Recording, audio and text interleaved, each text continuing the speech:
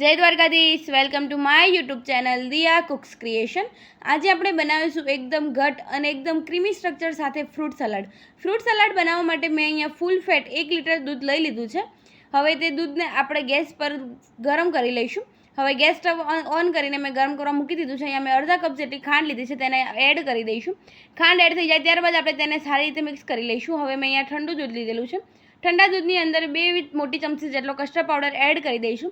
Custard powder direct ગરમ દૂધની અંદર એડ કરવાથી તેની અંદર લમ્સ પડી જશે. આ રીતે ઠંડા દૂધની અંદર જ મિક્સ કરીને એડ કરવું.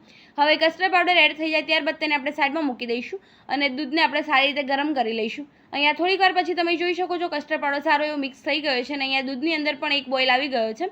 હવે એક બોઇલ આવી જાય ત્યારબાદ જે કસ્ટર્ડવાળું દૂધ હતું તે કસ્ટર્ડવાળા દૂધને આપણે દૂધની અંદર એડ કરી દઈશું.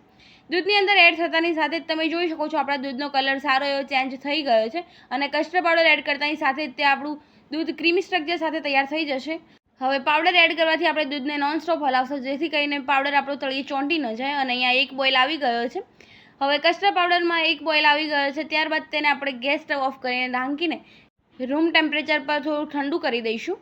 પછી તેને 7 કલાક માટે ફ્રીજમાં મૂકી દઈશું. અહીંયા 7 કલાક પછી આપણું કસ્ટર્ડ પાવડરવાળું દૂધ એકદમ ઠંડુ થઈને તૈયાર થઈ ગયું છે. હવે અને ઘટ પણ થઈ ગયું છે. હવે તેની અંદર ફ્રૂટ નાખી દઈશું. તેની અંદર મેં કેળા, સફરજન અને ચીકુ અને આ રીતે દ્રાક્ષને મેં ચોપ કરીને લઈ લીધી છે. હવે આ બધા જ ફ્રૂટને આપણે દૂધની અંદર એડ કરી દઈશું. તમે જોઈ શકો છો મેં કેળા, ચીકુ ને એડ કરી દીધા છે. કેળા, ચીકુ એડ થઈ જાય ત્યારબાદ તેની અંદર ઝીણા સમારેલા એપલ એડ કરી દઈશું. સફરજન એડ થઈ જાય ત્યારબાદ તેની અંદર આ રીતે ચોપ કરેલી દ્રાક્ષ એડ કરી દઈશું. તમને જે ભાવે તે મનપસંદ તમે ફ્રૂટ લઈ શકો છો.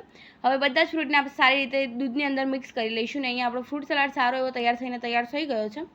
હવે તેને આપણે સર્વિંગ પ્લેટમાં સર્વ કરી દઈશું. સર્વ કરતી વખતે તમે જોઈ શકો છો એકદમ ક્રીમી સ્ટ્રક્ચર અને એકદમ ઘટ એવો આપણો ફ્રૂટ સલાડ તૈયાર થઈ ગયો છે. તમે ચોઈસ પ્રમાણે તમારી ફ્રૂટ એડ કરી શકો છો. અહીંયા મેં 4 પ્રકારના જ ફ્રૂટ એડ કરેલા છે અને અહીંયા આપણી સર્વિંગ પ્લેટ પણ તૈયાર થઈ ગઈ છે. હવે તેની ઉપર આ રીતે જે સૂકી દ્રાક્ષ એટલે કે કિસમિસ આવે છે તેને એડ કરી દઈશું અને અહીંયા આપણા ફ્રૂટ સલાડની સર્વિંગ પ્લેટ સારી એવી તૈયાર થઈ ગઈ છે. જો તમને મારી આ રેસીપી ગમી હોય તો લાઇક કરજો, શેર કરજો અને કમેન્ટ કરજો.